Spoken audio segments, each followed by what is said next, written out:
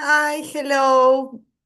How are you? I hope you find me well. I don't know if this is connected or not. I just want to check if everything is okay. So, yes, I'm live. So, thank you so much for being here. This is another knitting and crochet podcast. This is episode number 7. So, welcome back. And welcome back this week. I have several news. So my name is CeciLo, Cecilia Lozada. You can find me in Instagram as Mama DIY Patterns. In Ravelry, you can find me as Mama DIY. I'm a crochet and knitting designer. I'm also instructor. So welcome back to this new episode of my knitter and crocheter life. I hope you like it, you love it, and I hope you give me a comment here below. And obviously, all the links that I will talk about in this episode, all the information that you need, you will find it here in the description of this episode here down in YouTube. So welcome back. I'm gonna just be what we have here. So this week I have a lot of news to share with you, or maybe not so much. I didn't have too much things to share with you because I'm working behind the scenes in a lot of projects.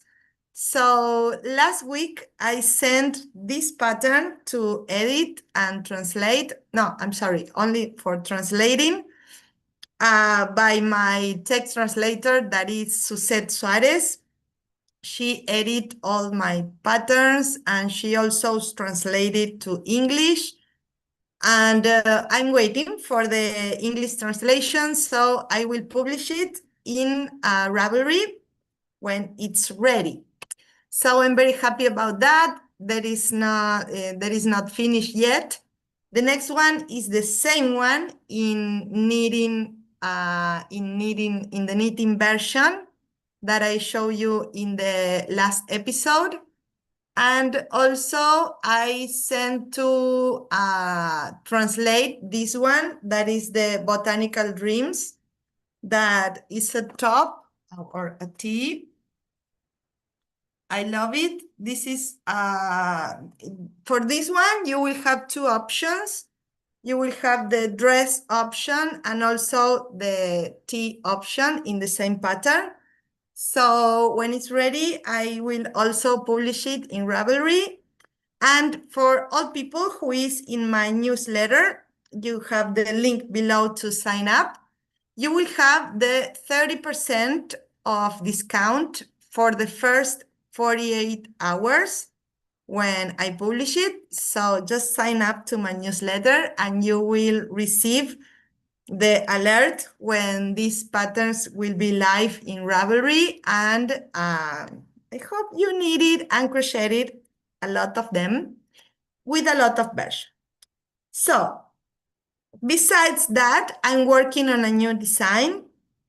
I just couldn't start working on this design before I finish all the things that I have on my list now. And now I'm working on a new design. As you can see, I have serial doubts about this one because I don't know if I want to make a crochet sweater with a circular yoke and color work using tapestry crochet. I have that clear, but I don't know. I am between two designs.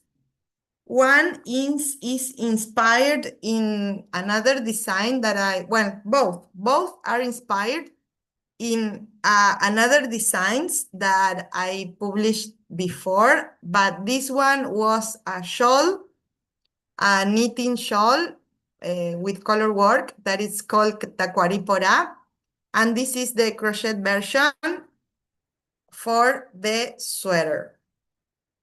So I don't know if it's too much color, but this is the the the the magic of this design, that it's inspired in Tacuaripora. It's a place. It's not a place. It's a word that it's in another language of original cultures in Argentina, Paraguay, and maybe some part of Bolivia and Brazil, that it's called Guaraníes. And they live in a very tropical climate, yes. I don't know if that's the word. But there are a lot of beautiful colors in all that place, in the geographical, in this, how can I say it? Okay, it's in Paraguay, Misiones in Argentina, and also some parts maybe of Bolivia and Brazil. There are the Iguazú cataratas, las cataratas del Iguazú. They are there. So it's a place that the climate, it's very, very tropical, and you have a lot of nature and a lot of colors in nature. So obviously this is inspired in that, and it couldn't be without colors. So that's why this one would be full of colors. And then it will have black and white stripes for the rest of the sweater. I don't know if you like it, just tell me in comments. And then I have another one that I want to make a long time ago. That is the Cholita sweater, okay? I have the top Cholita. It is, I think that is the most crochet and sell it pattern in all the patterns that I have. I don't know yet if it's the most sell it, but it could be maybe in the first place or in the second place. I don't know. And I was thinking about make the sweater version a lot of time ago, and I think that this is the moment to make it. But I am between this one and the Cholita sweater. So tell me in comments. Obviously, the Cholita sweater is with less colors. This would be black and white as the top Cholita, and this would be in only one color. And the best part of the Cholita is that you can change this color, and it would be great in any color because black and white goes very well with any color of the palette. But this one is more difficult to make different combinations, because I think that this is the best combination for this one. Maybe you can do more combinations of these 4 colors besides black and white. So here we have 6 colors, black and white, and 4 colors more. I don't know if it's more difficult to combine and to find a perfect combination. I don't know. So I am between these both designs. Just I was crocheting this gauge swatch, and I will crochet also the Cholita swatch in this material. So I'm using for this Merino Baby from Pascuali. I have to say that it's I have to say that is the perfect yarn for this sweater. First, because you have to use all the time 2 strands between the texture.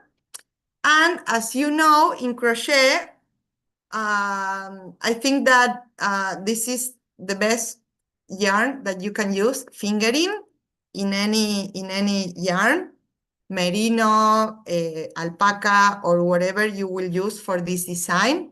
Fingering is the best weight for this design, okay? Because you need to have a sweater that has movement and also that goes well in your body. But this one, Merino Baby, oh my God, it's perfect, perfect, perfect, really. It has 100% virgin wool, organic merino from Argentina. Oh, from Argentina. So I love that. Because as you know, I'm from Argentina. I was born there. I'm living in Spain a lot of years ago, but I was born in Argentina, in Cordoba. So I think that this is the best yarn for for any of these two designs. I will use one or another. I don't know yet. But it's great to know that I make the swatch in tapestry and look the movement. I think that it's okay. It's not very, ¿cómo se dice? It's not tough maybe. It's really softly, killing me softly. Okay, it's really softly for a sweater, and I think that it would be a great, great, great material to use for this future design. So just leave me in comments which design do you like more, and I will talk about just a little about these materials. For this one, I decided to use 6 colors. So this is one, the fuchsia that I always use fuchsia. This is the color 327, 327. This is like a yellow, and this is the color 322 from Merino Baby from Pascuali. This is like a green. I thought it was more green than this, but now this is like a mustard, but I thought that was more green than what I have in front of me, but it's okay also. It's the color 321, 321. There is a difference, but I thought that this would be greener, so it's not so greener as I thought. This one, I love it. I don't have the color here. I don't have the the tag to tell you which color is, but it's like a green blue color and it's beautiful. And obviously also the black and the white. This is like a natural white. I like that because it's not a nuclear white, is natural. So I think it's beautiful. It's very, very, really, really, really very soft. And I love how it's in your skin. Oh, I love this. And then I was just, with the doubt. I also bought this color. This is also the color 307. I thought that it was more orange, but it's not orange. Maybe it's coral. I don't know if you understand the difference between one and another, because I didn't know if use this one with this one, but I thought that it was most orange. So as if it's coral, there is no much contrast within these two colors. They are totally different, but when you work together with these two colors, there is no contrast. So I didn't use this one, and I used this one, the green, the one that I thought it was green. So for the cholita, I will make also a gauge swatch, maybe this week. I don't know, because I am very, very I am with a lot of work for my Spanish followers. I am making a new program for professionals, designers, and I'm working a lot in that. And also I have my crochet and knitting club. And these are the news that I have right now in the things that I'm working right now. So I will answer two questions that you make me in the Google form that you will find below in the description of this video. In every episode, I like to answer two questions that you make me in that Google form. I have more than 500 questions to answer. So there is a lot that I want to share with you in the next episodes. But in this episode, someone asked me, this is Flor, and she lives in Chicago. She's Argentinian living in Chicago. And she asked me, I follow several shawl patterns, but I've never really understood how shawls are built. Is there a simple way to learn how to design one from scratch without being a professional designer? And I thought that this is such a great question, and one I really love because many knitters and crocheters feel this at some point. So you start by following step-by-step patterns, and then suddenly you want to understand how that project is actually built. Not necessarily because you want to become a designer, just because you want more freedom to adapt the shawl to your yarn, your style, or your body. Or maybe you was reading a stitch pattern book and you find a stitch pattern that you love it and you want to knit for you a shawl. Okay, so there are good news for this. Yes, it's absolutely possible to learn how shawl construction works without being a professional designer. Most shawls are out there follow a few clear and simple structures: the classic triangle, crescent shapes, asymmetrical ones, sideways constructions. If you learn to recognize those shapes and how they grow, you'll start reading patterns with a whole new mindset and maybe even feel confident to tweak or create your own version. I have to say that for knitting is easier to make the formulas or the simple formulas about increasing or decreasing to make shapes, but not for crochet. For crochet is more difficult because in crochet, as you know, we have different stitches as single crochet, half, no, how do you say it? Half double crochet and double crochet, and then treble crochet, and etc. and etc. And they have different, they are taller one than the others in your texture. So, maybe in this is not, maybe in this one, I can show you the difference. So here you have a single crochet, and here you have double crochet. And as you can see, the single crochet, it's maybe the half of the half space of the double crochet.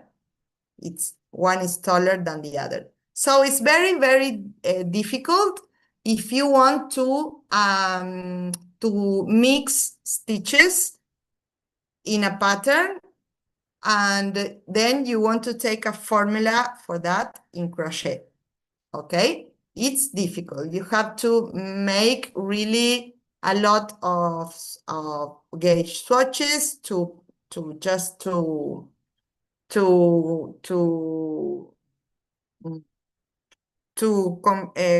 how do you say comprobar? To be confident that this is the right formula, but it will take more work than if you only knit. Okay, for knitting is really, really easier than for crocheting.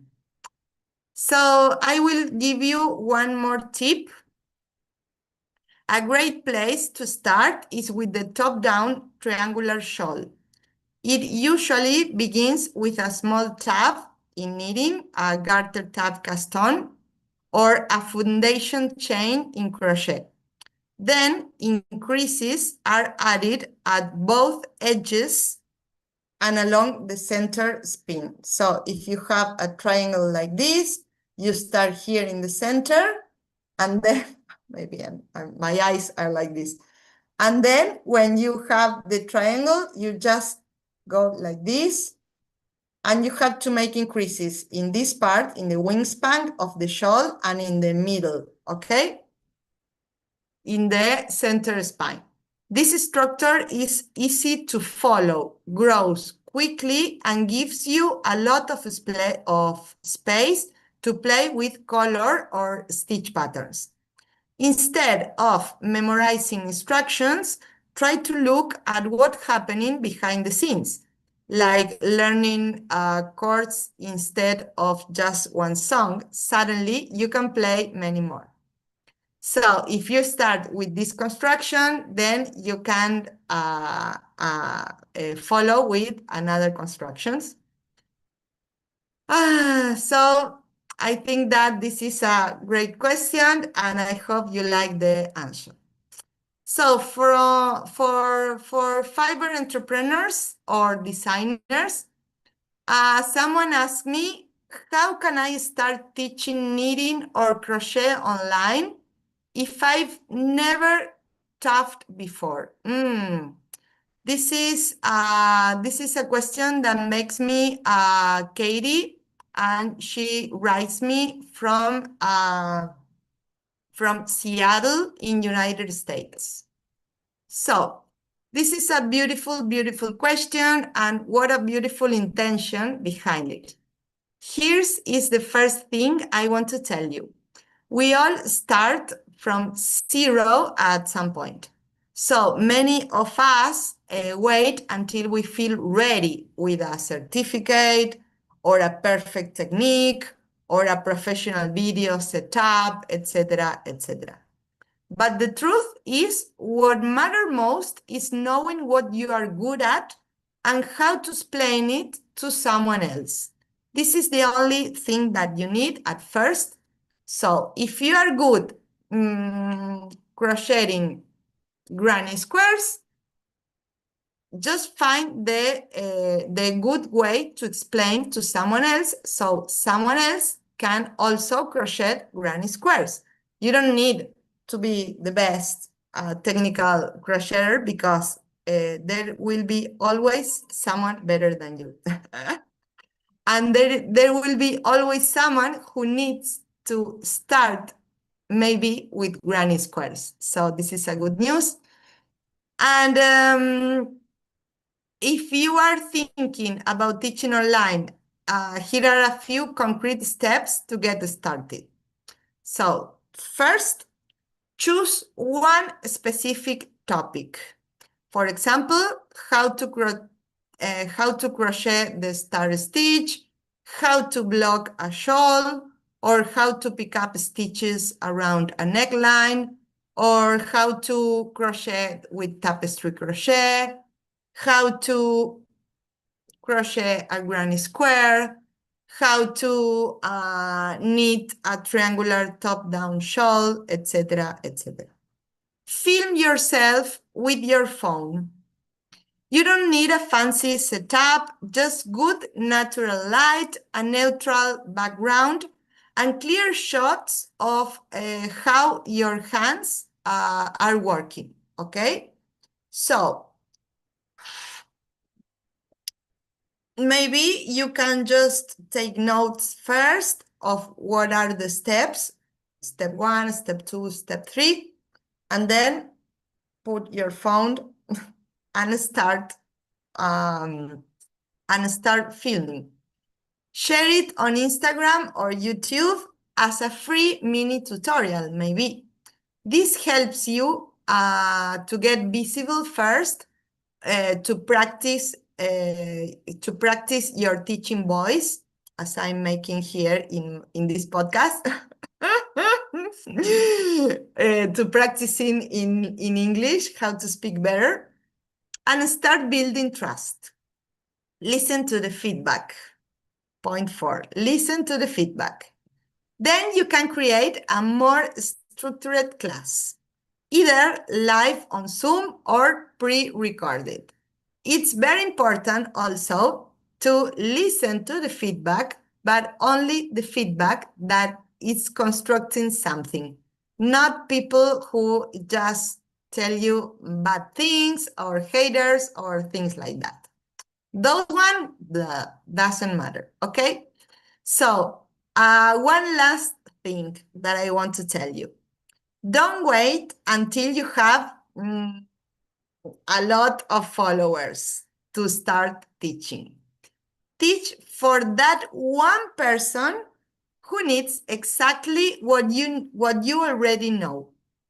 You can even start with a test group, a few supportive friends or loyal followers.